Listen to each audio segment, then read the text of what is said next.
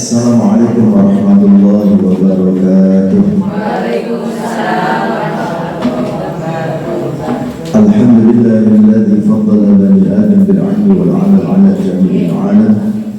Wassalatu wassalamu 'ala Muhammadin sayyidil 'arab wal 'ajam wa 'ala alihi wa sahbihi ya nabiyil 'ulum wal hikam wa ba'd. Ibu rahmat Allah, mari kita buka terlebih dahulu majelis kita dengan bersama-sama baca basmalah. Bismillahirrahmanirrahim. Hari ini kita akan membahas tentang sholat sunnah. Pertemuan yang lalu pengantar tentang sholat sunnah sudah ya? Ya. Sudah sampai apa? Mutlak pokoknya juga. Rawatib sudah sampai apa rawatibnya?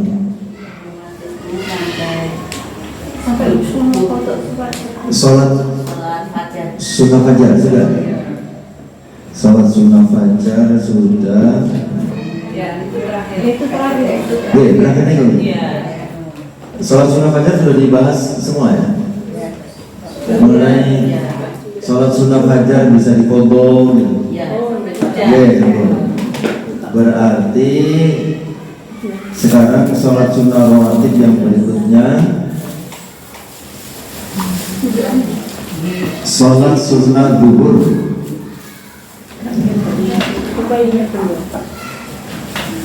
Sholat sunnah rawatib yang berikutnya adalah sholat sunnah zuhur.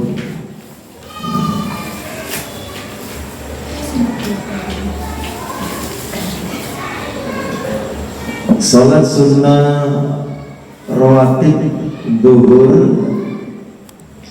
itu kalau yang muakkad itu artinya yang kuat dalilnya, Nabi tidak pernah meninggalkannya. Qobliyah 4 rakaat, ba'diyah 2 rakaat.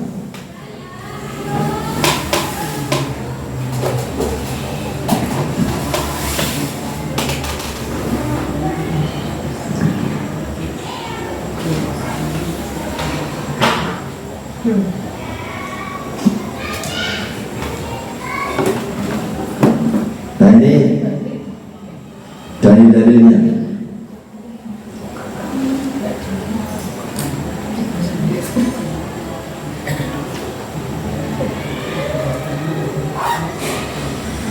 Jadi sebelumnya perlu dipahami dari dalil-dalil yang ada.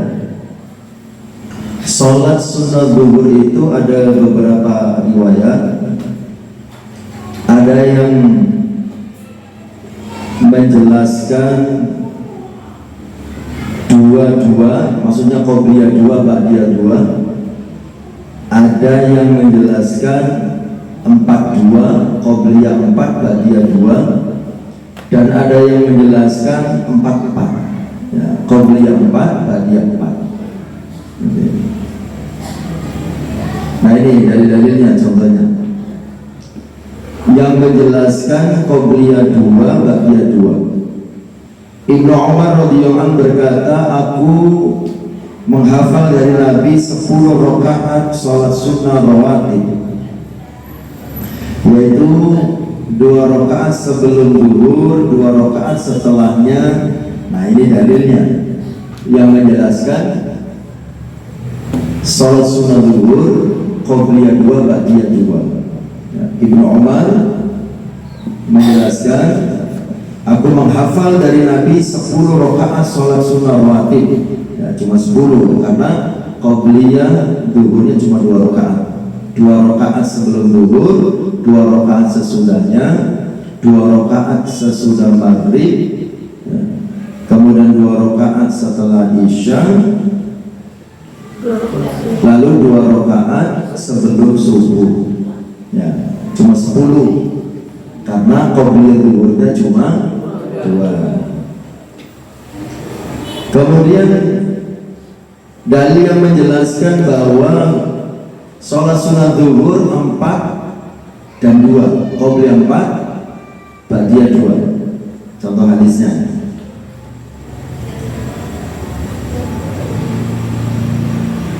Dari Abdullah bin Syaqiq berkata, aku bertanya kepada Siti Aisyah tentang sholat sunnah yang dikerjakan oleh Rasulullah SAW. Aisyah menjawab, beliau mengerjakan sholat sunnah 4 rakaat sebelum zuhur dan 2 rakaat setelahnya. Itu salah satu hadis yang menjelaskan qobliyah zuhur 4, ba'diyah zuhur 2. Kemudian hadis yang lain dari Ummu Habibah binti Abu Sufyan meriwayatkan bahwa Rasul bersabda, barang siapa yang mengerjakan sholat sunnah dalam sehari semalam sebanyak 12 rakaat, maka Allah akan membangun sebuah rumah baginya di dalam surga, yaitu 4 rakaat sebelum zuhur, 2 rakaat setelahnya, 2 rakaat setelah maghrib, 2 rakaat setelah isya, dan 2 rakaat sebelum subuh. Nah, itu 12 rakaat. Ya. Jadi kalau dikerjakan ya, rutin 12 rakaat sholat sunnah qobliyah ba'diyah seperti itu, katakan Nabi, Allah akan membangun sebuah rumah untuknya di dalam surga. Kemudian yang ketiga, dalil yang ketiga yang menjelaskan qobliyah zuhur dan ba'diyah zuhur masing-masing 4-4. Nah, ini dalilnya. Juga dari Ummu Habibah berkata, Rasul bersabda, man shalla arba'an qabla zuhri wa arba'an ba'daha harramallahu lahmahu 'alan nar. Barang siapa yang mengerjakan sholat sunnah 4 rakaat sebelum zuhur dan 4 rakaat setelahnya, maka Allah mengharamkan dagingnya dari api neraka. Nah, itu.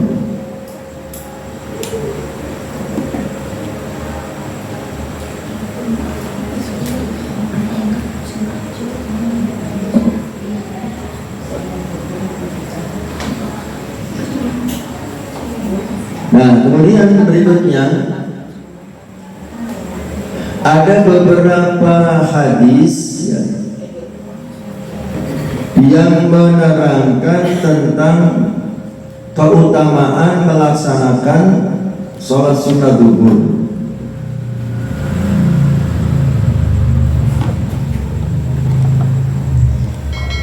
Yang pertama hadisnya, Abu Ayyub Al-Ansari meriwayatkan bahwa ia mengerjakan 4 rakaat sholat sunnah sebelum zuhur.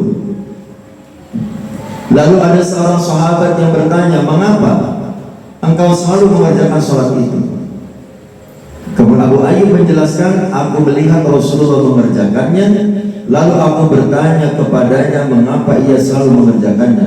Rasulullah menjawab, ini tentang keutamaan qobliyah zuhur. Sesungguhnya pada saat itu pintu-pintu langit dibuka. Aku ingin amal solehku diangkat pada saat itu.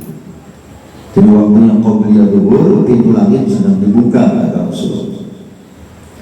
Yang kedua hadisnya, Aisyah berkata, Rasulullah tidak pernah meninggalkan sholat sunnah 2 rakaat sebelum zuhur dan 2 rakaat sebelum subuh dalam kondisi apapun. Nah, ini 2 rakaat. Diriwayatkan juga dari Aisyah bahwa Rasul mengerjakan sholat sunnah 4 rakaat sebelum zuhur. Beliau lama berdiri dalam 4 rakaat itu dan beliau melakukan ruku dan sujud dengan sempurna. Ya, ini menjelaskan tentang sholat sunnah zuhur utamanya. Nah, kemudian berikutnya masih tentang sholat sunnah zuhur. Hukum mengqadha sholat sunnah zuhur.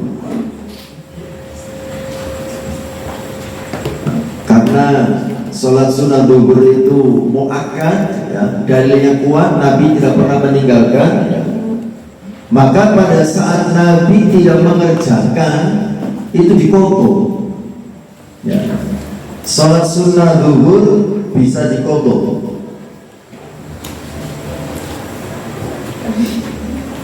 Penjelasannya, Siti Aisyah meriwayatkan bahwa pada suatu saat Nabi belum mengerjakan sholat sunnah 4 rakaat sebelum zuhur. Belum qobliyah, ya, belum qobliyah zuhur.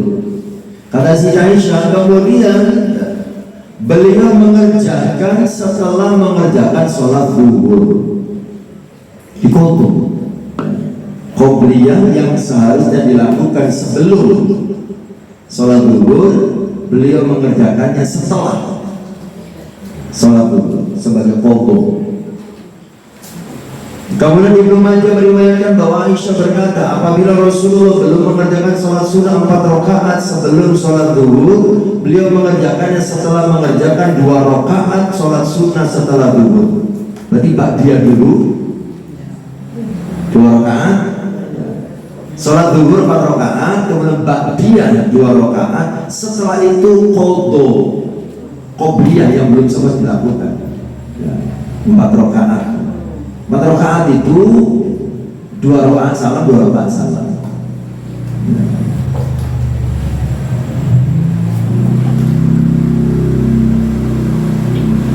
Nah, tadi penjelasan dari Siti Aisyah tentang mengqadha qobliyah. Nah, sekarang penjelasan mengenai ba'diyah.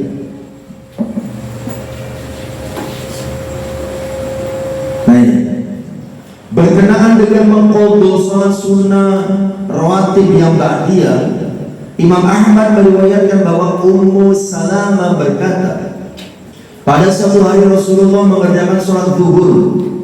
Pada hari itu beliau mendapatkan harta rampasan,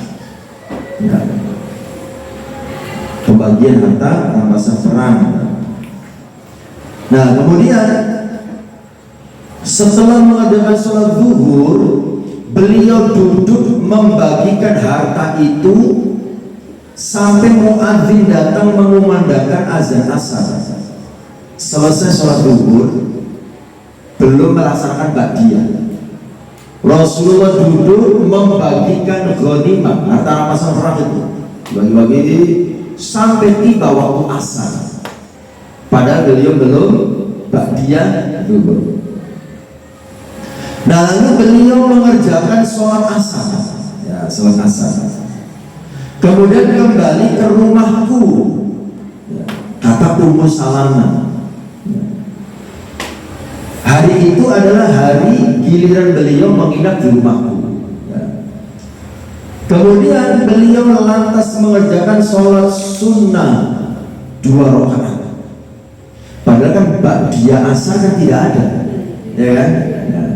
Ba'diyah asar tidak ada. Nabi saat itu selesai sholat asar pulang ke rumah Ummu Salamah, kemudian sholat sunnah 2 rakaat. Lalu kami bertanya, kata Ummu Salamah, 2 rakaat sholat apa ini wahai Rasulullah? Apakah engkau diperintahkan untuk melaksanakannya? Apakah ada perintah baru untuk melaksanakan sholat setelah sholat asar? Rasulullah menjawab, tidak. Ia adalah 2 rakaat yang semestinya aku kerjakan setelah sholat zuhur. Tapi aku disibukkan dengan pembagian harta sampai muadzin datang dan mengumandangkan azan asar. Aku tidak ingin meninggalkan kedua rakaat itu. Masya Allah. Ya. Makanya dinamakan sholat sunnah rawatib yang muakkad.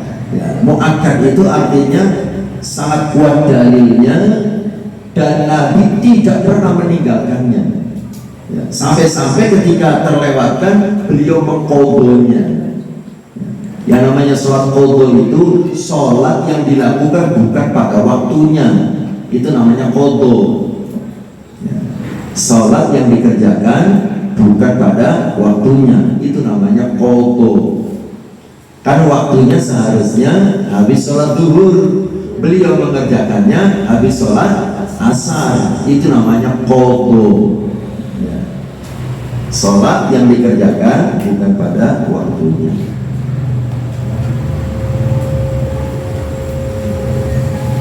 selesai sholat sunnah duhur. Ya. Jadi intinya sholat sunnah duhur itu ada banyak riwayat. Ada riwayat yang menjelaskan 2-2, maksudnya qobliyah 2, ba'diyah 2. Ada yang mengatakan 4-2, qobliyah 4, ba'diyah 2. Ada yang mengatakan 4-4, qobliyah 4, ba'diyah 4. Tapi yang muakkad, yang kuat dalilnya qobliyah 4, ba'diyah 2. Sabun? Oke, lanjut. Berikutnya sholat sunnah rawatib yang muakkad. Ya. Setelah sholat zuhur adalah sholat sunnah maghrib. Asar dilewat. Kenapa? Karena tidak ada yang muakkad asar itu. Jadi kita sedang bahas yang muakkad. Ya. Asar tidak disebutkan di sini. Langsung sholat sunnah maghrib. Disunahkan bagi musolli untuk mengerjakan sholat sunnah 2 rakaat setelah mengerjakan sholat maghrib. Nah, maghrib pun yang muakkad itu adalah ba'diyah. Ya, di sini tidak menjelaskan qobliyah. Nanti qobliyah maghrib dijelaskan di dalam yang ghairu muakkad. Ghairu ini bukan. Ya, ghairu muakkad yang bukan muakkad, yang tidak kuat dalilnya, yang Nabi kadang mengerjakan kadang tidak. Nah ini yang selalu dikerjakan oleh Nabi ya. Sholat sunnah maghrib yang dimaksud adalah sholat sunnah 2 rakaat setelah sholat maghrib atau ba'diyah.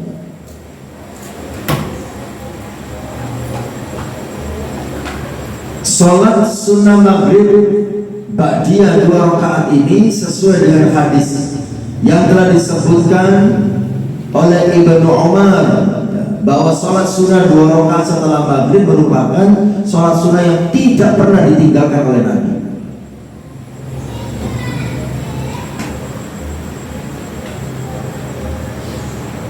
Nah, sholat sunnah setelah maghrib ya, dianjurkan dikerjakan di rumah. Tapi boleh kalaupun di masjid. Cuma anjurannya lebih baik di rumah. Mahmud bin Labi berkata, Rasulullah mengunjungi Bani Abdul Ashhar. Beliau mengerjakan sholat maghrib bersama mereka.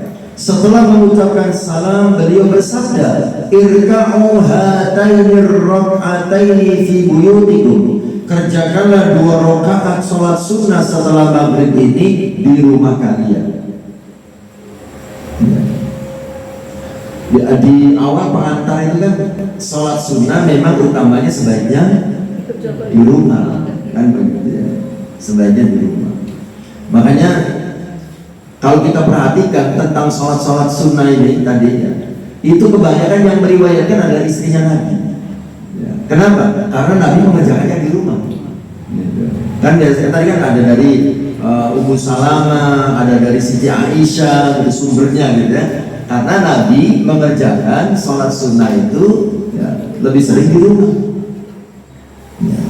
Dan di awal sudah kita bahas kenapa di rumah ya. Ya supaya rumahnya tidak seperti kuburan yang pertama. Yang kedua supaya terhindar dari riya. Tapi kalau ada yang mengerjakan di masjid atau musola, ya udah apa-apa, ya tetap sah. Dan kita tidak boleh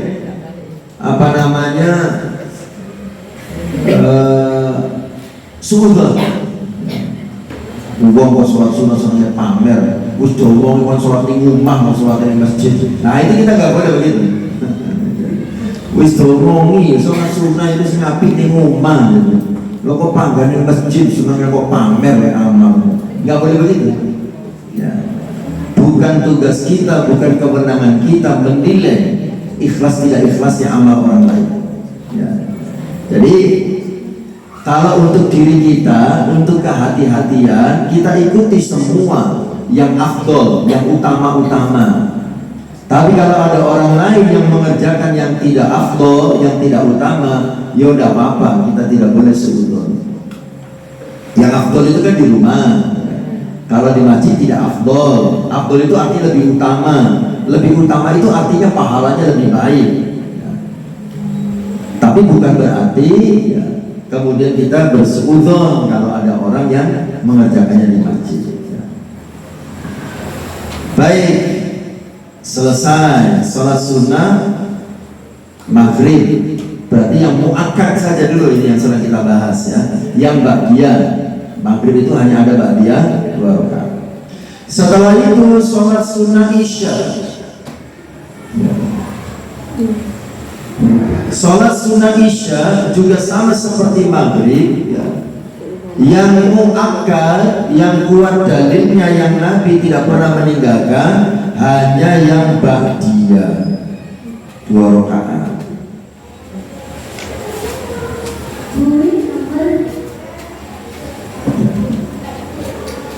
Ya dalilnya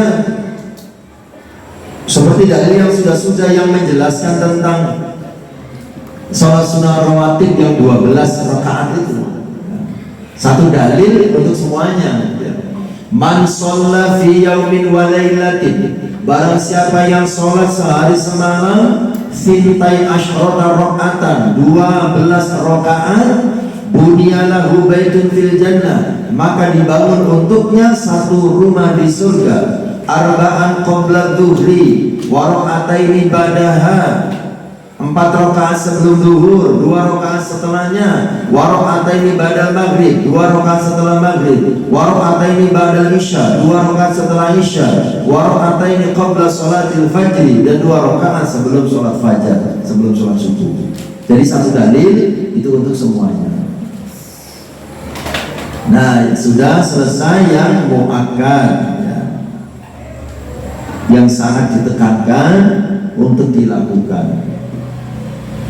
Nah, berikutnya sholat sunnah rawatib yang ghairu muakkad. Ghairu muakkad artinya tidak ditekankan untuk selalu dilaksanakan. Tidak ditekankan untuk selalu dilaksanakan.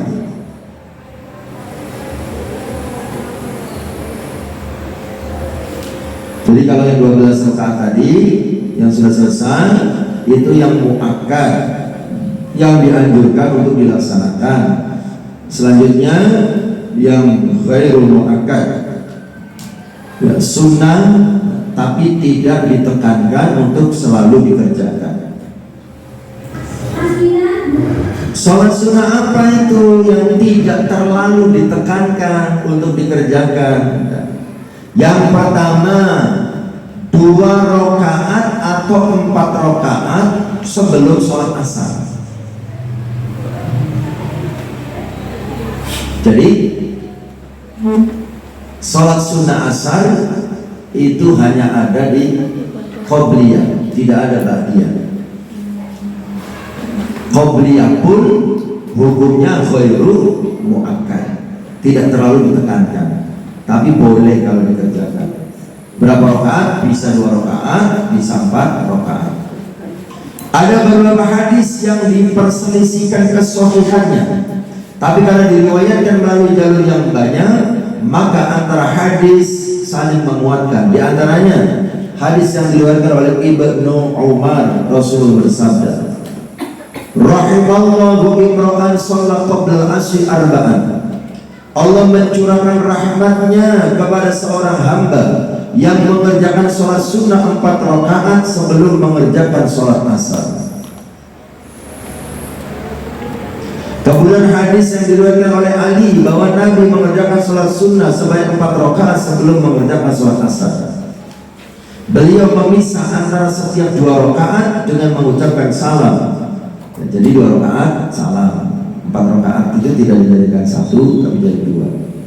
Sementara dalil yang menjelaskan bahwa sholat sunnah sebelum asar hanya dikerjakan sebanyak 2 rakaat ya, menggunakan dalil yang bersifat umum, baina kulli adanaini sholatun, di antara setiap 2 azan ada sholat sunnah yang dikerjakan. Ya, itu tentang qobliyah asar ya. Tidak ada ba'diyah asar, yang ada qobliyah asar. Masing-masing qobliyah asar itu bisa 4, bisa 2. Badiahnya nggak ada, badiah nggak ada. Kemudian berikutnya yang ghairu muakkad, 2 rakaat sebelum maghrib. Kalau fikih madzhab Syafi'i jarang mengerjakan 2 rakaat qobliyah maghrib. Dalilnya 2 rakaat sebelum maghrib. Imam Bukhari meriwayatkan dari Abdullah bin Mughaffal bahwa Nabi bersabda, "Shallu qoblal maghrib, shallu qoblal maghrib." Kerjakanlah sholat sebelum maghrib, kerjakanlah sholat sebelum maghrib. Selanjutnya Rasul bersabda, "Liman sya'a," bagi orang yang ingin mengerjakannya. Tuh, ada kalimat itunya, liman sya'a, shallu qoblal maghrib. Sholatlah sebelum maghrib.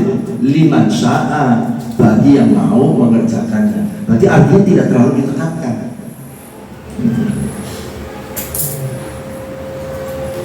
Ya makanya Rasulullah mengatakan liman sya'a, bagi yang mau. Nah sementara yang 12 rakaat yang muakkad itu kan tidak ada kalimat liman sya'a, bagi siapa yang mau, tidak ada kalimat itu. Ya.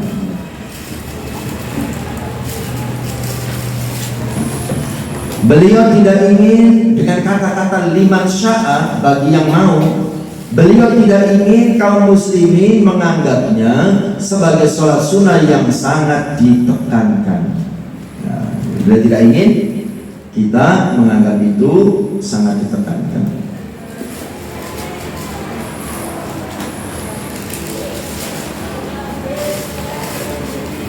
Saya termasuk yang agak jarang mengerjakan qobliyah maghrib. Saya mengerjakan qobliyah maghrib itu ngapunten, kalau di masjid-masjid yang non NU, karena masjid-masjid non NU itu qobliyah maghrib kelihatannya selalu dikerjakan. Maka saya menghormati jamaah yang ada di situ, biar tidak terlalu tampak menunjukkan perbedaan. Yang sebetulnya itu gak ada urusannya dengan organisasi sebetulnya. Cuma kadang-kadang di Indonesia selalu begitu, membedakannya. Wah ini maghribnya ada qobliyahnya, berarti bukan NU. Wah ini maghribnya gak ada qobliyahnya, oh berarti NU. Nah begitu. Wah ini Al-Fatihahnya bismillahnya banter, oh berarti NU. Bismillahnya pelan, oh berarti non NU. Wah ini pakai kunut, berarti NU. Ini nggak pakai kunut, berarti bukan NU. Itu sebetulnya nggak ada urusan dengan organisasi. Masing-masing ada dalilnya. Cuma di Indonesia itu nggak tahu kenapa gitu ya. Perbedaan itu diidentikan dengan ciri-ciri ormas. Wah ini apa namanya, doa iftitahnya pakai Allahumma ba'id baini, oh berarti Muhammadiyah. Wah ini pakainya wajah lilladzi, oh berarti NU. Nah ini padahal nggak ada urusannya itu dengan organisasi. Ya. Insya Allah sudah ngerti Pak Ustadz, kan sudah dijelasin di sini. Ibu sudah paham. Baik. Jadi 2 rakaat sebelum maghrib itu ghairu muakkadah. Kemudian yang berikutnya yang ghairu muakkadah, yang tidak terlalu ditekankan, adalah 2 rakaat sebelum isya atau qobliyah isya. Dalilnya para perawi meriwayatkan dari Abdullah bin Mughaffal bahwa Nabi bersabda, "Baina kullu adzanaini salatun." Di antara setiap 2 azan ada salat sunnah yang dikerjakan. Ya, antara 2 azan itu ya berarti contohnya antara maghrib dan isya. Berarti qobliyah isya yang dimaksud.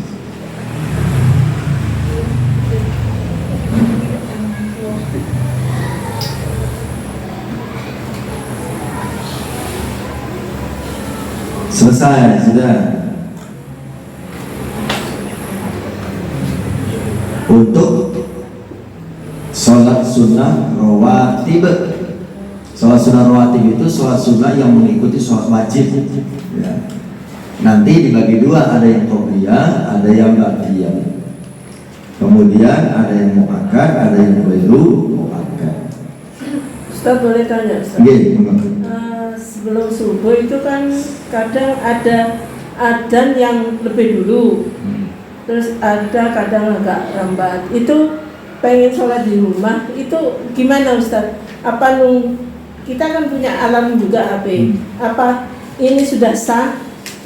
Terus kadang yang telat itu, yang dekat kadang telat, sudah dapat 1 rakaat baru adzan, itu gimana Ustaz? Jadi azan subuh 2 kali itu ya, sebetulnya azan pertama itu bukan azan subuh ya. Biasanya kalau di desa saya juga dilakukan itu jam 3 ya. Jadi sholat tahajud ya, mengingatkan orang untuk sholat tahajud ya. Kalau sholat azan subuh ya dilakukan di waktu subuh sudah masuk ya. Kalau ada yang telat ya berarti memang orangnya terlambat azannya. Ya disesuaikan dengan jam yang pada umumnya sudah jadi standar. Maksudnya ngambil dari HP itu bisa juga Ustaz? Tidak apa, yang penting standar. Sudah Ya. Kan kalau di HP itu 10 menit sebelumnya punya alarm, subuh itu baru ada gitu kan. Ya.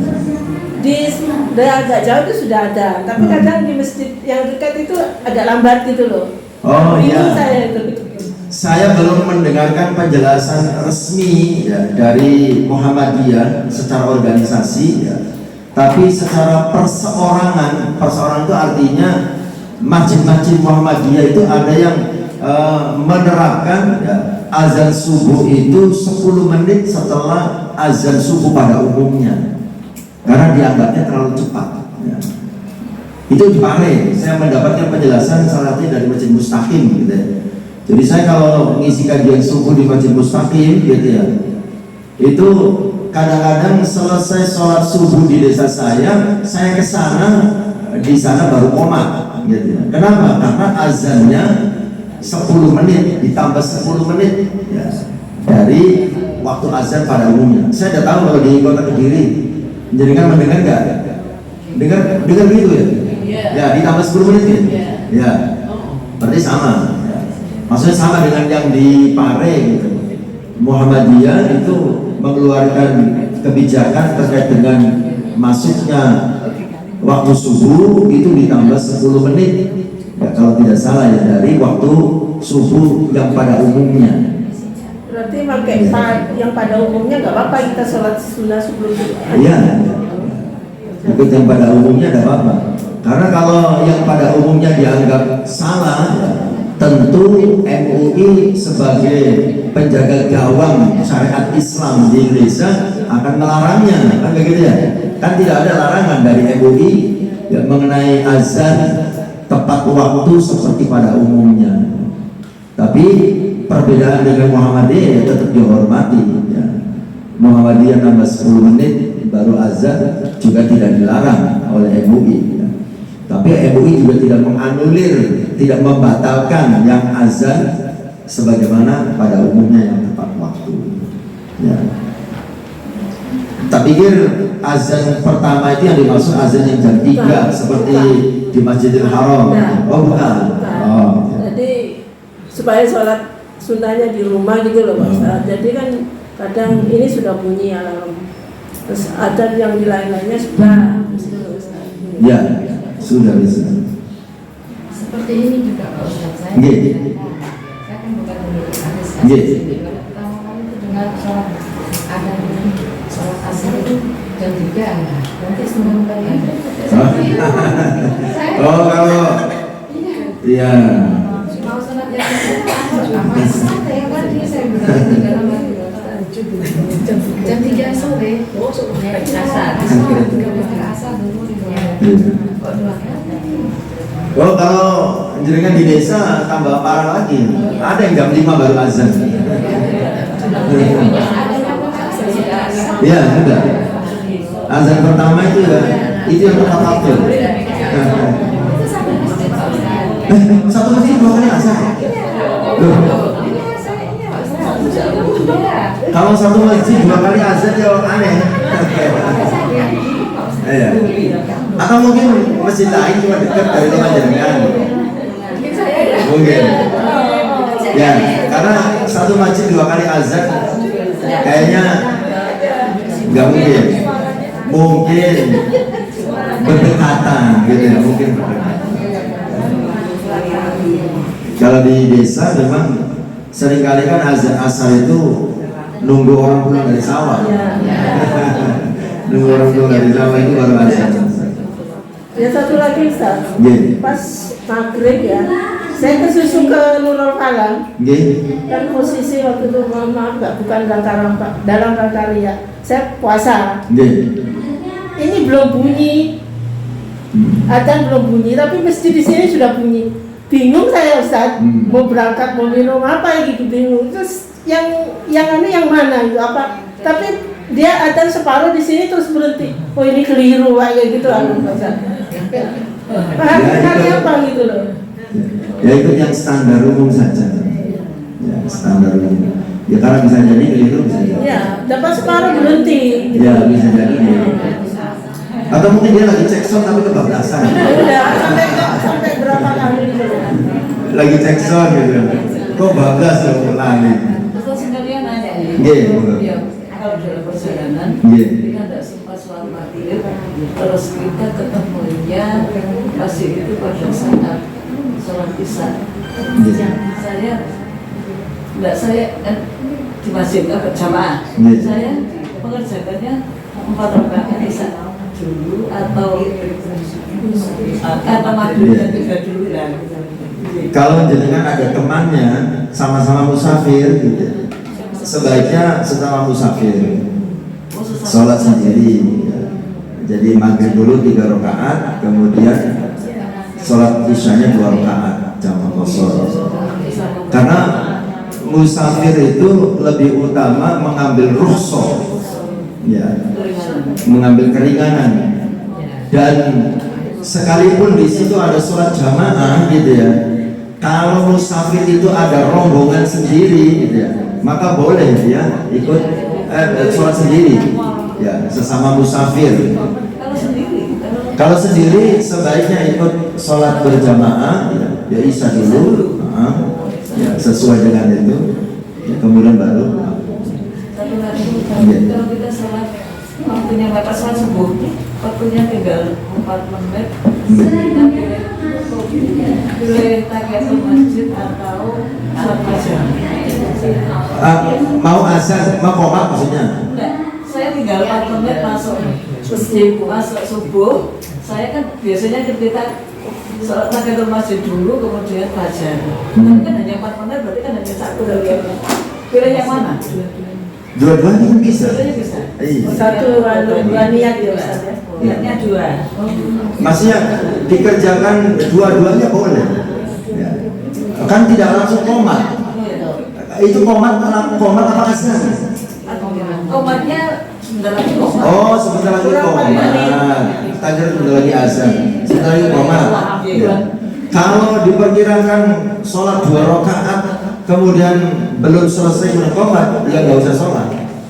Ya, jangan menunggu berdiri. Ya. Nunggunya jangan duduk. Kalau cukup 2 rakaat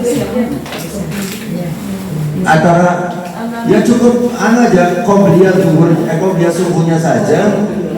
Kemudian nanti tahiyat masjid itu kan sudah gugur dengan sendiri. Ya. Jadi sholat tahiyatul masjid itu sudah gugur dengan sholat yang kita kerjakan. Intinya sholat tahiyatul masjid itu kalau datang ke masjid jangan duduk tapi sholat dulu. Sholatnya bisa dengan sholat wajib, bisa dengan sholat sunnah. Kalau niatnya 2. Diambil satu aja nanti include sudah termasuk di dalamnya. Tapi yang diutamakan yang qobliyah subuhnya. Jadi dengan qobliyah subuh tahiyat masjidnya sudah gugur. Kalau waktunya cukup bisa dilakukan dua-duanya. Ya. Baik, berikutnya sholat witir. Setelah qobliyah ba'diyah selesai, berikutnya di sini urutannya adalah sholat sunnah witir. Sholat sunnah witir ini hukumnya sunnah muakkadah. sunnah muakkad, artinya sangat ditekankan. Ya. Rasulullah SAW menganjurkan umatnya untuk mengerjakannya. Sahabat Ali berkata, sesungguhnya sholat witir tidak wajib seperti sholat fardu yang kalian kerjakan. Rasulullah SAW mengerjakan sholat witir, kemudian beliau bersabda, ya ahlal Quran, wahai ahli Al-Quran, maksudnya kaum muslimin, awtiru, kerjakanlah sholat witir, fa innallaha witrun yuhibbul witro, karena sesungguhnya Allah itu ganjil dan menyukai hal yang ganjil. Ganjil di sini bukan ganjil yang bermakna aneh, ya, tapi ganjil sebagai lawan dari genap.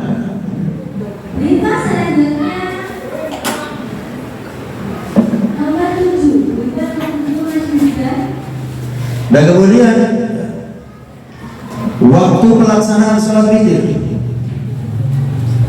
para ulama sepakat bahwa waktu mengerjakan sholat witir adalah setelah mengerjakan sholat isya sampai sholat fajar. Sholat fajar itu sholat subuh. Jadi rentang waktu boleh mengerjakan sholat witir itu dimulai dari selesai sholat isya sampai menjelang sholat subuh.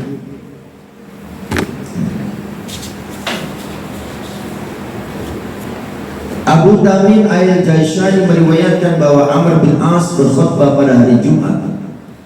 Abu Basrah menceritakan kepadaku bahwa Nabi bersabda, sesungguhnya Allah menambahkan satu sholat bagi kalian, yaitu sholat witir.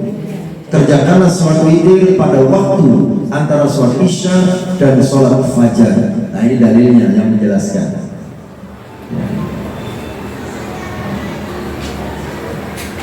Kemudian Abu Tamim berkata, setelah mengerjakan sholat Jumat, Abu Dar lantas memegang tanganku dan berjalan di dalam masjid untuk menemui Abu Basrah untuk konfirmasi tentang hadis tadi. Abu Dar bertanya, benarkah engkau telah mendengar Rasulullah mengucapkan kata-kata yang seperti diucapkan oleh Amr?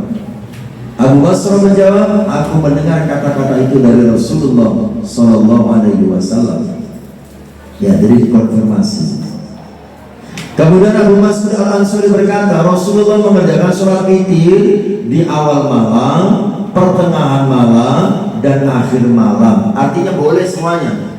Di awal malam yang berarti ya setelah sholat isya langsung, ya, di tengah malam ya selama jam 12 dengan bangun, ya, kemudian sholat tahajud, kemudian witir, ya, atau di akhir malam menjelang subuh. Nah, kemudian yang utama mana antara mengerjakan di awal atau di akhir? Ya, dua-duanya sama bolehnya, bergantung keadaan masing-masing orang. Maksudnya bagaimana? Bagi orang yang khawatir tidak bangun di akhir malam, disunahkan mengerjakan sholat witir di awal malam. Kalau kita khawatir kayaknya nggak bangun nanti malam, nggak bisa tahajud, maka kerjakan witir setelah sholat isya. Sedangkan bagi orang yang yakin dirinya dapat bangun di akhir malam, disunahkan mengerjakan sholat witir di akhir malam. Ya. Ini berdasarkan dalil hadis Rasulullah bersumber dari sahabat Jabir, diriwayatkan oleh Imam Muslim. Kata Rasulullah, man dhanna minkum alla yasayyidu akhirahu falyutir awwalahu.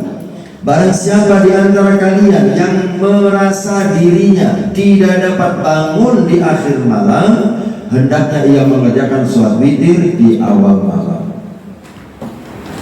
Barang siapa di antara kalian yang yakin dirinya dapat bangun di akhir malam, hendaknya ia mengerjakan sholat witir di akhir malam.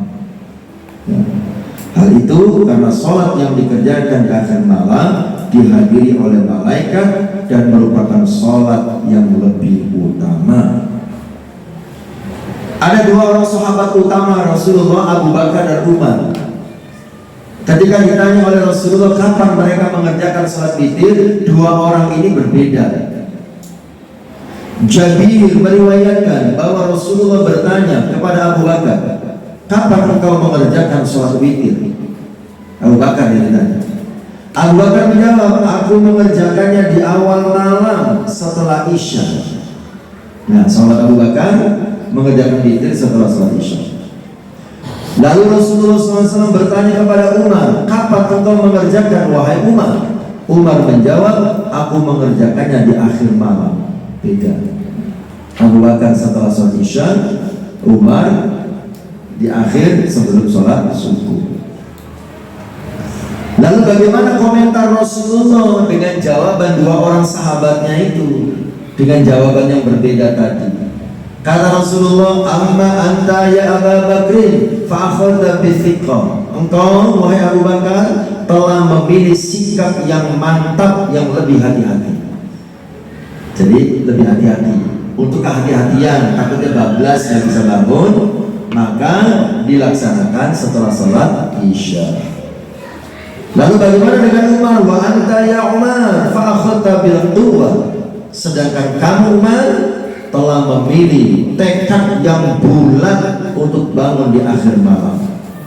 Ya. Jadi dua-duanya tidak ada yang disamakan. Makanya kita pun begitu, kita bisa menilai diri kita masing-masing. Ya. Kalau kita perkiraannya bisa bangun malam, sebaiknya witirnya di akhir. Tapi kalau perkiraan ini kayaknya berat banget, capek, seumpama gitu ya, apalagi musim dingin gitu ya, kemungkinan berat bangun, laksanakan witir setelah salat Isya. Di akhir hayat Rasulullah, beliau mengerjakan salat witir di waktu sahur ya. Waktu sahur itu berarti ya akhir malam ya. Padahal itu ya, di usia sepuh beliau ya, di usia sepuh beliau menjelang wafatnya, beliau witirnya di akhir malam. Tapi secara umum Siti Aisyah bercerita, Nabi itu ya, setiap malam melakukan sholat witir, ada kalanya di awal malam, pertengahan malam maupun akhir malam. Tapi di akhir hayat beliau mengerjakan sholat witir di waktu sahur. Waktu sahur itu berarti maksudnya mendekati subuh. Meskipun demikian, Rasulullah berpesan kepada beberapa orang sahabatnya, hendaknya mereka tidak tidur kecuali setelah mengerjakan sholat witir sebagai sikap yang lebih hati-hati. Sekalipun beliau lebih sering mengerjakannya di akhir, tapi nasihat beliau kepada para sahabat sebaiknya dilakukan witir sebelum tidur. Kalaupun setelah tidur kita tetap bisa bangun malam, ya masih boleh sholat lain, sholat lagi, tapi sholat yang lain. Nggak boleh witir lagi. Ya. Saya sudah witir, terus tidur saya bisa bangun, boleh ke sholat lagi? Ya, boleh. Yang penting jangan witir lagi. Ya boleh tahajud, boleh istiqoroh, boleh sholat-sholat sunnah yang lainnya. Yang penting jangan witir lagi.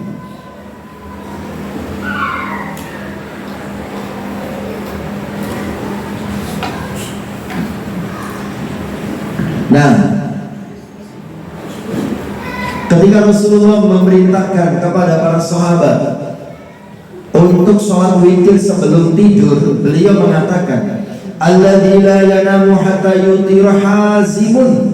Orang yang tidak tidur kecuali setelah ia mengerjakan sholat witir adalah orang yang bersikap teguh, ya, disiplin.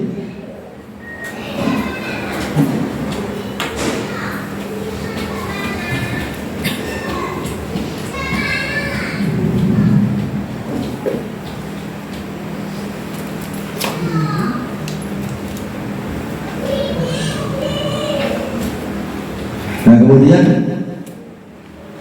mengenai jumlah rakaat salat witir. Nah, witir itu artinya ganjil. Ganjil sih bukan ganjil yang bermakna aneh gitu ya, tapi ganjil lawan dari genap. Ya. Nah, Imam Tirmidzi meriwayatkan bahwa Nabi mengerjakan sholat witir. Ya, mungkin kita belum pernah mengerjakannya. Nabi pernah sholat witir itu sebanyak 13 rakaat, 11 rakaat, 9 rakaat, 7 rakaat, 5, 3, dan 1 rakaat. Jadi witir itu boleh cuma 1 rakaat. Seumpama jenengan bangun gitu ya, tinggal 5 menit lagi masuk waktu subuh padahal belum sholat witir, maka witirnya 1 rakaat saja ya. Jadi sholat witir itu bisa 1, ya punya ganjil 3, 5, 7, 9, 11, 13.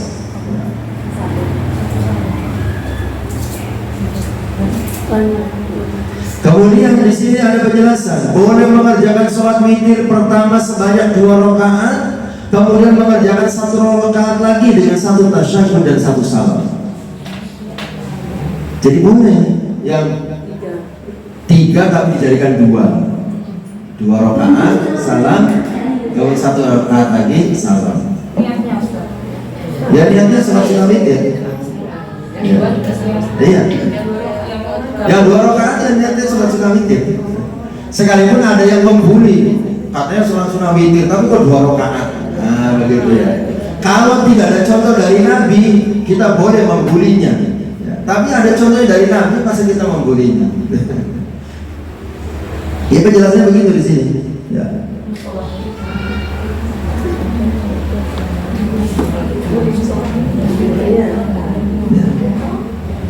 Jadi penjelasan lebih detailnya begini.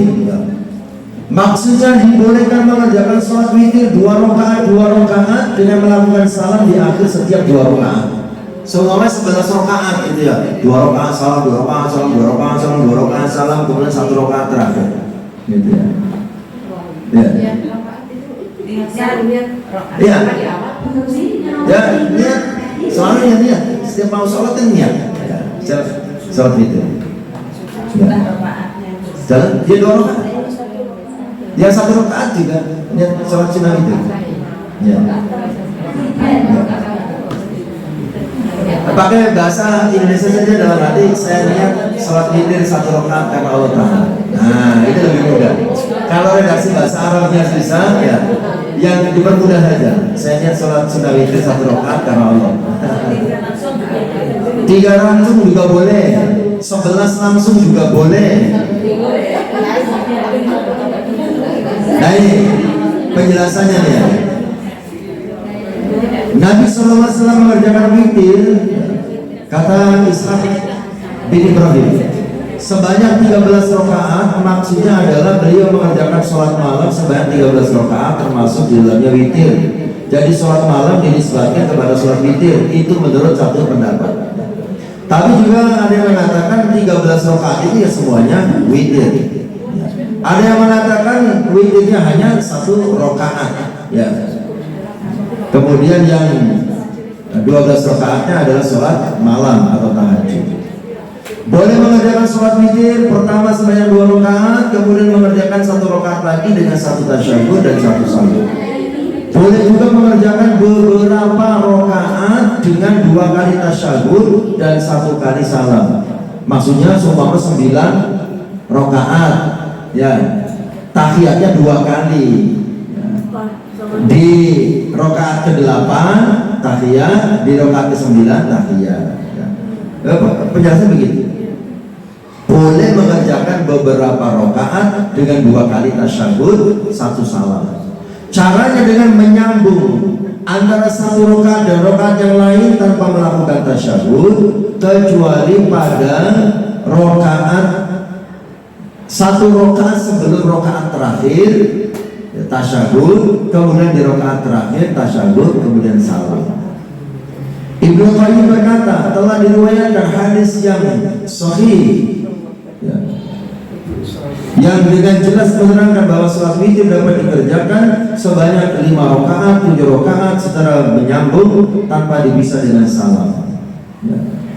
Seperti hadis yang diriwayatkan oleh Ummu Salamah bahwa Rasulullah mengerjakan sholat witir sebanyak 7 rakaat. dan 5 rakaat tanpa memisahkannya dengan salam, juga tanpa memisahkannya dengan perkataan. Demikian halnya perkataan Aisyah bahwa Rasulullah mengerjakan sholat malam sebanyak 13 rakaat, lalu beliau mengerjakan sholat witir sebanyak 5 rakaat, dan beliau melakukan duduk tasyahud hanya pada rakaat yang terakhir. Jadi banyak sekali riwayatnya. Ya, terserah jenengan ya, mau berapa rakaat ya. Minimal 1 rakaat. Jangan berapa rakaat biasanya? 3, nggak apa-apa, boleh. 3 jadi 1 boleh, 3 jadi 2 boleh. Ya. Dan ini nggak ada, sekali lagi nggak ada urusannya dengan ormas. Kadang-kadang kan dijadikan ciri gitu ya. 3 jadi 2, oh berarti ini. 3 jadi 1, oh berarti ini. Nggak ada urusan. Ya. Tapi saya dengarkan tausiahnya Buya Yahya. Ya. Kalau yang ngambil 2, 1 itu 2 itu lebih banyak doanya, kan berdoa lagi dong di pada 1 rakaat katanya Buya Yahya dan bukan katanya saya. Jadi kalau saya katanya Buya Yahya, saya mengambil 2 rakaat itu kan takbirnya berapa kali, terus doa iftitah, terus doa sujudnya itu diulang lagi pada 1 rakaat. Itu Buya Yahya seperti itu. Ya boleh. 2, 1 atau 3 jadi 1.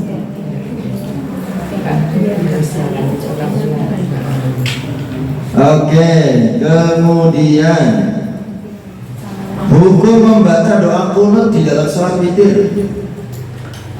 Disyariatkan membaca doa qunut dalam sholat witir yang dikerjakan ya, di akhir setiap sholat sunnah ya. Hal ini berdasarkan sebuah hadis yang diriwayatkan Imam Ahmad, para pengarang kitab Sunan dan para perawi yang lain, yaitu bahwa Hasan bin Ali radhiyallahu anhu berkata, Rasulullah mengajarkan aku beberapa kalimat yang aku baca di dalam sholat witir. Biasa doa qunut yang biasa. Allahumma hdini fiman hadait wa afini fiman afait wa tawallani fiman tawallait, dan seterusnya. Nah, mengenai membaca doa qunut dalam sholat ya, itu para ulama kan berbeda pendapat. Jadi ada yang berpendapat begini,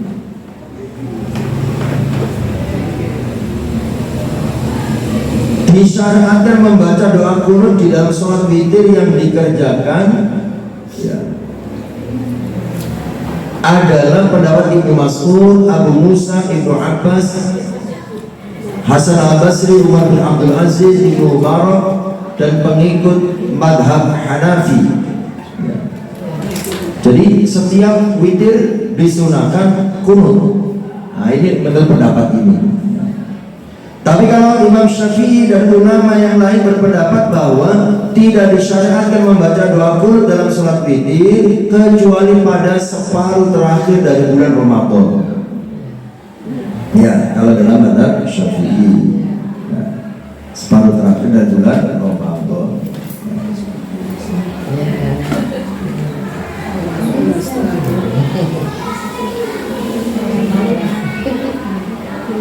Adapun masalah qunut di dalam sholat subuh, ya itu ada perbedaan pendapat seperti yang kita pahami selama ini.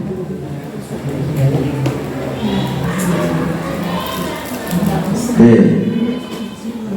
Tapi yang perlu dipahami, masalah qunut itu,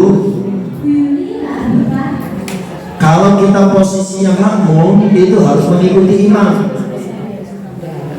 Kalau imamnya qunut, maka kita qunut. Kalau imamnya tidak qunut, kita tidak boleh qunut ya. Kalau dalam sholat jamaah itu ya. Soalnya ada juga orang yang berbeda dengan imam, itu tidak boleh ya. Imam itu diangkat menjadi imam untuk diikuti ya. Saya pernah melihat videonya Ustaz Firanda. Pernah dengar ya Ustaz Firanda? Ya. Ya. Ustaz Firanda itu ya, fikihnya bukan fikih Syafi'i. Ya, lebih dekat kepada fikih mazhab Hambali. Ya. fikih yang lebih mengacu langsung kepada hadis. Tapi beliau berarti terkait dengan kasus kunut subuh ya, beliau termasuk yang tidak menganggapnya sunnah. Artinya kalau beliau jadi imam atau beliau sholat sendiri sholat subuh, maka beliau tidak pakai kunut. Tetapi yang mengejutkan, beliau mengatakan hampir setiap pagi saya sholat subuhnya pakai kunut. Jamaahnya bingung dan bertanya, loh kenapa Ustaz? Aku kan tidak meyakini itu sunnah. Karena setiap subuh, hampir setiap subuh saya menjadi makmum. Ya, beliau sholatnya di masjid komplek perumahan beliau, kan gitu ya. Dan di sana ada ustadz yang lebih sepuh, yang lebih senior. Ya, beliau sebagai anak muda yang tawadhu, gitu ya, maka selalu menjadi makmum saat sholat subuh di sana. Imamnya kunut, maka beliau mengatakan saya pun ikut kunut. Jadi beliau tidak meyakini sunnah, tapi karena beliau makmum wajib mengikuti imam, maka beliau ikut kunut sebagaimana imam. Tapi kalau beliau yang menjadi imam, maka beliau tidak kunut. Ini pentingnya memahami tentang masalah sholat jamaah. Jadi yang namanya sholat jamaah itu makmum itu harus manut imam. Gitu ya. Karena masih banyak saya melihat makmum yang tidak mengikuti imam. Ya. Imamnya kunut, dia diam aja, ya kan? Karena dia meyakini itu bukan sunnah. Ya. Kalau nggak ikut imam, saatnya dia sholatnya memisahkan diri dari imam. Kalau ikut jamaah ya ikut imam. Ya. Oke, itu yang perlu dipahami ya. Jadi kalau imamnya tidak kunut, kita biasa kunut, ya jangan kunut sendirian, nggak boleh. Imam nggak kunut, kita kunut maksa. Dan kita pun tidak perlu sujud sahwi, karena imam itu tidak lupa. Memang dia sengaja karena memang tidak kunut. So ada juga itu, imamnya tidak kunut, dia tidak kunut, tapi selesai sholat imam salam dia sujud sahwi. Nah itu juga nggak boleh. Oke. Nah kemudian hukum melaksanakan 2 sholat witir dalam satu malam tadi sudah bahas, itu tidak boleh. Apabila seseorang telah mengerjakan sholat witir, kemudian ia hendak mengerjakan sholat sunnah lagi, maka diperbolehkan baginya untuk mengerjakan sholat sunnah lagi tanpa mengulangi sholat witir. Ya, habis sholat isya kita sholat witir karena takut nggak bisa bangun malam, sudah sholat witir sebelum tidur. Malam hari Allah takdirkan kita masih bisa bangun, akhirnya kita qiyamul lail, tahajud. Boleh itu, tapi tidak boleh witir lagi. Kata Rasulullah, la witroni fi lailatin, tidak ada 2 sholat witir dalam satu malam. Setelah sholat tarawih juga ada yang Ustaz. Ya. Ada juga yang setelah sholat tarawih dia pulang tidak ikut witir karena dia ingin mengerjakan witirnya di akhir malam. Itu sebetulnya khilaful aula. Khilaful aula itu menyalahi keutamaan. Nah, yang utama itu kita ikut menyelesaikan sholat dengan imam. Toh kita juga masih boleh tahajud gitu ya. Yang penting jangan witir lagi. Karena orang yang seperti itu biasanya berpikirnya witir harus menjadi sholat penutup. Nah, ada yang berpahaman begitu. Witir itu adalah sholat penutup. Kalau sudah witir tidak boleh sholat lagi. Nah itu salah paham. Gitu ya. Boleh, yang tidak boleh itu adalah witir 2 kali. Hukum mengqadha sholat witir. Tadi di awal dikatakan sholat witir itu sunnah muakkad, sangat ditekankan. Karena sangat ditekankan maka tidak boleh. Tidak bolehnya bukan berarti haram dan wajib, tidak ya. Sebaiknya tidak ditinggalkan, sehingga kalau kelewat ya diqadha. Ya. Ingat qadha itu artinya adalah sholat bukan pada waktunya. Penjelasannya begini. Mayoritas ulama berpendapat bahwa mengqadha sholat witir disyariatkan. Hal ini berdasarkan sebuah hadis riwayat Imam Baihaqi dan Imam Hakim, dan Imam Hakim menilainya sahih. yaitu diriwayatkan dari Abu Hurairah. Rasulullah SAW bersabda, "Idza asbaha ahadukum wa lam yutir falyutir." Apabila seseorang di antara kalian telah memasuki waktu subuh sedangkan ia belum mengerjakan sholat witir, hendaknya ia mengerjakan sholat witir itu. Abu Dawud meriwayatkan dari Abu Sa'id Al-Khudri, Nabi bersabda, "Man nama an witrihi aw nasiyahu falyusallihi idza dzakarahu." Barang siapa yang tertidur hingga tidak mengerjakan sholat witir atau lupa mengerjakan sholat witir, hendaknya ia mengerjakan sholat witir itu ketika ia mengingatnya. Ya, kenapa? Maksudnya setelah subuh juga ada. Iya, dilakukan sebelumnya sebaiknya, sebelum sholat subuh. Karena ketika dia ingat, ya kalau memang ingatnya setelah sholat subuh, ya dilakukan sholat subuh. Jadi sholat qadha itu boleh dilakukan di waktu yang dilarang gitu. Kan setelah sholat subuh itu kan nggak ada ba'diyah, tapi kita mengqadha sholat yang kelewat itu boleh. Ya, seperti waktu sholat sunnah qobliyah subuh kita bahas itu kan, qobliyah subuh bisa dilakukan setelah sholat subuh sebagai qadha. Tapi saran saya jangan dilakukan di masjid ya. Nanti geger gitu ya. Habis sholat subuh dengan sholat sunnah 2 rakaat, orang nanti geger, ini sholat apa? Ini gurunya siapa? Ustaz Nawawi. Saya yang kenal nanti, karena tidak semua orang memahami hal itu. Ya.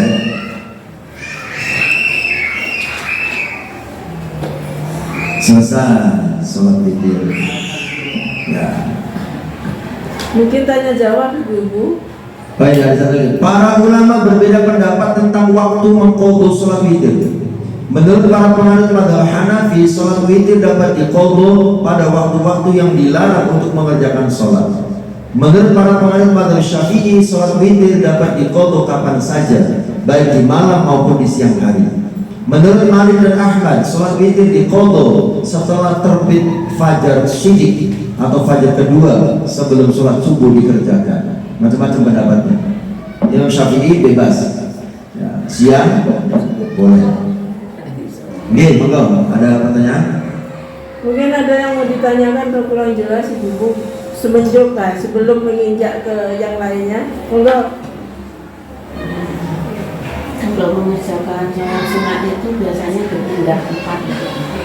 Ya. Boleh berpindah tempat, boleh di tempat semula. Berbeda tempatnya tujuannya kan supaya banyak tempat yang menjadi saksi kalau kita mengerjakan sholat. Tapi kalau berbeda tempat jangan memaksa. Nah, kadang-kadang kan memaksa. Pak, kita nyamuk tuh geser, aku sama sholat sunnah.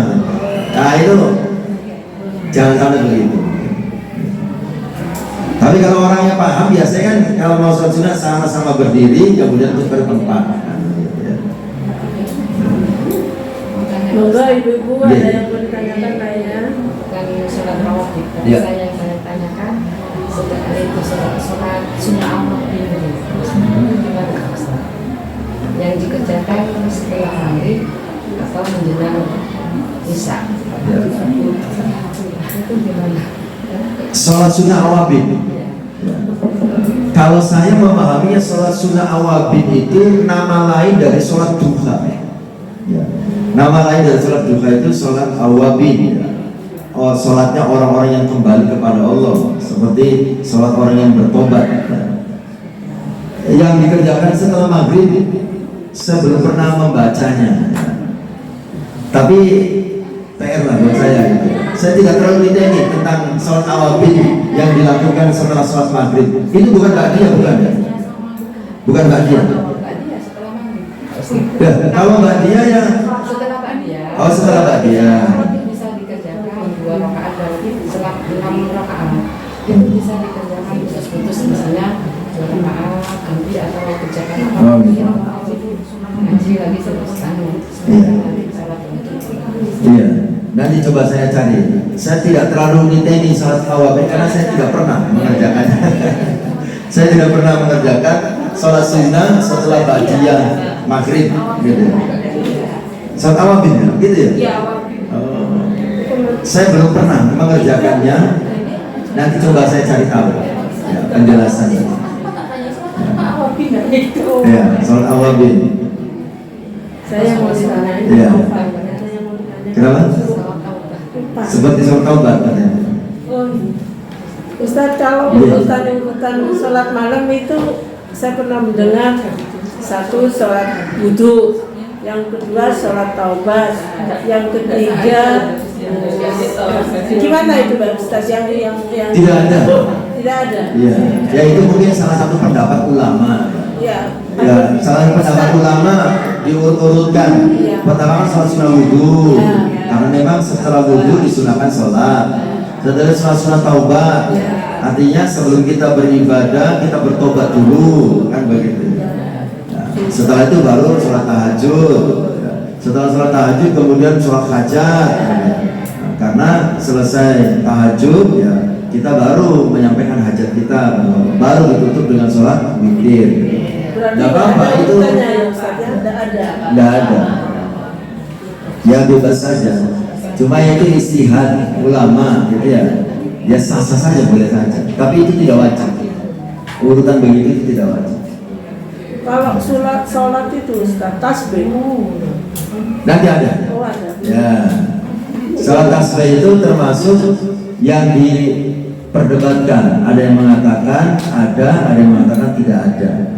Yang mengatakan tidak ada karena menganggap hadisnya tidak sahih. Yang menganggap ada menganggap hadisnya sahih. Tapi di sini dijelaskan. Padahal kitab ini yang saya pakai ini, ya, kitab yang sudah mendapatkan King Faisal Prize, ya, penghargaan dari Kerajaan Saudi Arabia tahun 94. Artinya Saudi itu kan paling ketat dalam masalah dalil, gitu ya, paling ketat masalah dalil. Kalau mendapatkan penghargaan dari sana, berarti kan sudah terverifikasi, ya, dalil-dalilnya. Nggak mungkin dapat penghargaan dari pemerintah Saudi Arabia kalau ya, dalilnya lemah, gitu ya. Jadi saya berhusnuzon ini ya, bisa dipercaya dalilnya karena sudah mendapatkan penghargaan dari King Faisal Prize. Padahal Saudi itu kan paling ketat ya dalam masalah dalil. Sampun kalau tidak ada Doa Ustaz. Doa. Ya karena ini apa namanya menjelang tahun baru istilahnya bukan tahun pergantian tahun biar kita itu tambah apa namanya? Tidak ada itu doa akhir tahun Masehi. Tidak ada, maksudnya memang tidak ada. Cuma kita berdoa. Kita doa biasa saja ya. Kita berdoa setiap waktu kan disunahkan berdoa ya. Baik, kita berdoa pada Allah dengan harapan kita semua senantiasa diberikan kesehatan oleh Allah Subhanahu wa taala. Bagi yang sedang sakit mudah-mudahan diberikan kesabaran dan cepat disembuhkan dari sakitnya. Mudah-mudahan kita semua diberikan umur yang panjang dan barokah, dimudahkan segala urusannya, dicapaikan semua harapan, cita-cita dan keinginannya, dilunaskan semua utang-utangnya, anak-anaknya dijadikan sebagai anak-anak yang saleh dan salihah, yang sukses masa depannya, membanggakan dan membahagiakan hati orang tuanya, bisa mendoakan orang tuanya ketika meninggal nanti, dan mudah-mudahan kita semua diberikan husnul khatimah. Ala hadhihi niyya wa ala kulli niyatin shaliha. Al-Fatihah.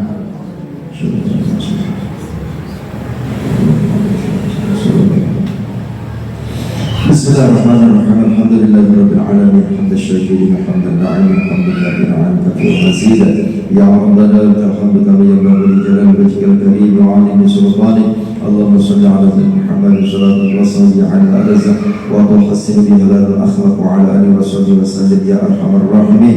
Rabbana zalamna anfusana wa illam taghfir lana wa tarhamna lanakunanna minal khasirin. Wa tub 'alaina ya maulana innaka antat tawwabur rahim. Allahumma inna na'udzubika minal hammi wal hazan wa na'udzubika minal ajzi wal kasal wa na'udzubika minal jubni wal bukhl wa na'udzubika min ghalabati ad-daini wa qahri ar-rijal ya hayy ya qayyum bi rahmatika nastaghith. Rabbi shrah lana sadrana wa yassir lana umurana wa yassir lana umurana wa yassir lana umurana wa hlul 'uqdatam min lisani yafqahu qawlana. ربنا اغفر لنا ذنوبنا ولوالدينا وارحمهما كما ربيانا صغارا ربنا هب لنا من أزواجنا وذرياتنا قرة أعين واجعلنا للمتقين إماما ربنا لا تزغ قلوبنا بعد إذ هديتنا وهب لنا من لدنك رحمة إنك أنت الوهاب ربنا آتنا في الدنيا حسنة وفي الآخرة حسنة وقنا عذاب النار وقنا عذاب النار وادخلنا الجنة مع الأبرار يا عزيز يا غفار يا رب العالمين وصلى الله على محمد النبي الأمي وعلى آله وصحبه وسلم سبحان ربك رب العزة عما يصفون وسلام على المرسلين والحمد لله رب العالمين بسر الفاتحة.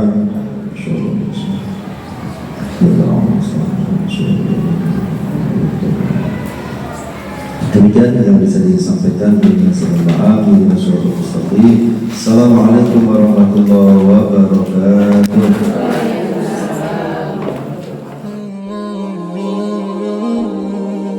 Mm-hmm.